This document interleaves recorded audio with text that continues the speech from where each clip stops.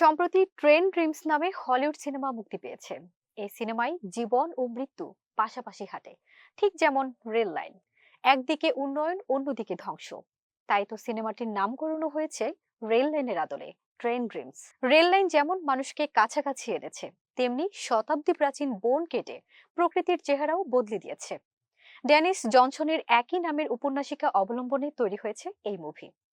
এক সাধারণ মানুষের জীবনকে তুলে ধরা হয়েছে অসাধারণ ভঙ্গিতে।